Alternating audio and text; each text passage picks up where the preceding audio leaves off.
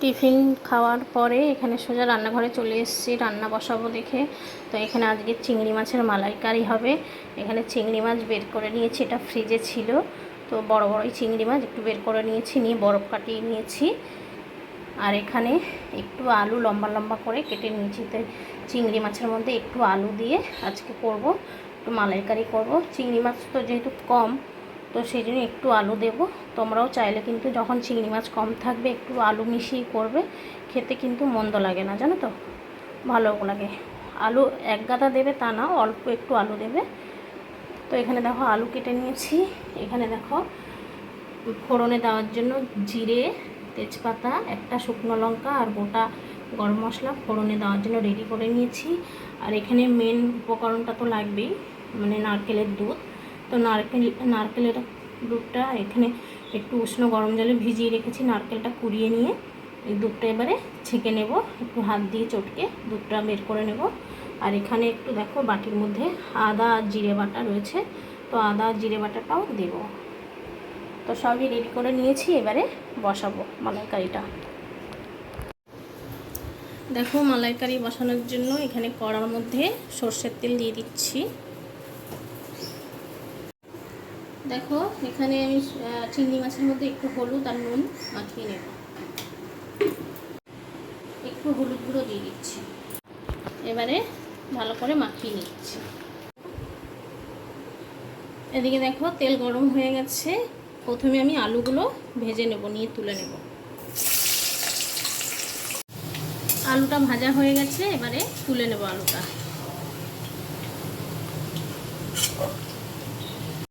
আলুটা তোলা হয়ে গেছে, এবারে চিংড়ি মাছগুলো অল্প করে ভেজে নেব। চিংড়ি মাছগুলো দেখো হালকা হালকা করে ভেজে নিয়েছি, এবারে আমি তুলে নেব চিংড়ি মাছগুলো।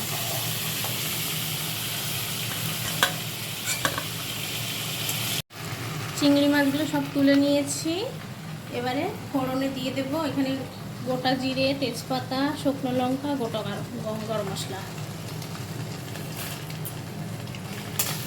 ফোড়নটা দিয়ে দিলাম, একটু নেড়ে নেব।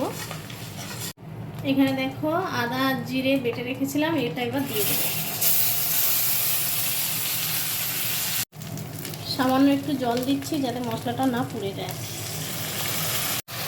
স্বাদ মতো নুন দিয়ে দিচ্ছি, একটু সামান্য হলুদ গুঁড়ো দিচ্ছি। হলুদ গুঁড়ো না দিলেও হয় মালাইকারিতে। একটু নেড়ে নিচ্ছি। এবার আমি এই যে আলুটা ভেজে রেখেছিলাম আলুটাও দিয়ে দিচ্ছি, দিয়ে একটু ভালো করে কষিয়ে নেব। একটু কষিয়ে নিয়ে এখানে দেখো নারকেলের দুধ এই যে বের করে রেখেছি, এই দুধটা দিয়ে দেব। একটু কষিয়ে নেওয়ার পরেই দিয়ে দেব। দেখো কষানো হয়ে গেছে আলুটা, এবারে নারকেলের দুধটা আমি দিয়ে দিচ্ছি। দেখো দুধটা তো দিয়েছি, একটু নেড়ে নিয়ে আমি ঢাকা দিয়ে দেব। ঢাকাটা দিয়ে দিচ্ছি আলুটা সেদ্ধ হওয়ার অপেক্ষায়। ফুটে গেলে এই যে চিংড়ি মাছটা আছে, চিংড়ি মাছটা দিয়ে দেবো। ঢাকনাটা খুলে দেখে নেব ফুটে গেছে কি না। দেখো সুন্দরভাবে ফুটে গেছে। এবার আমি চিংড়ি মাছগুলো দিয়ে দেব, তাহলে চিংড়ি মাছগুলোও ভালোভাবে সিদ্ধ হয়ে যাবে। চিংড়ি মাছগুলো দিয়ে একটু নেড়ে নিচ্ছি, নিয়ে এবার ঢাকা দিয়ে দেবো, তাহলে ভালোভাবে সিদ্ধ হয়ে যাবে। দেখো একটু খুলে দেখে নিচ্ছি হয়ে গেছে কিনা মালাইকারিটা। এই দেখো কত সুন্দর দেখতে লাগছে, দেখো আর মাখো মাখো হয়ে গেছে, আলুগুলোও সিদ্ধ হয়ে গেছে, দারুণ লাগছে দেখতে। ঢাকা দেওয়ার আগে একটু ওপর থেকে কাঁচা সর্ষের তেল দিয়ে দিচ্ছি। দেখো মালাইকারি তো হয়ে গেছে। এখানে উচ্ছে আলু ভাজা বসিয়েছি, তো উচ্ছেটাও কিছুটা ভাজা হয়ে গেছে। এবারে এই যে উচ্ছে আলু না, উচ্ছে কুমড়ো ভাজা, উচ্ছে আলু বলে ফেলেছি, এটা উচ্ছে কুমড়ো ভাজা।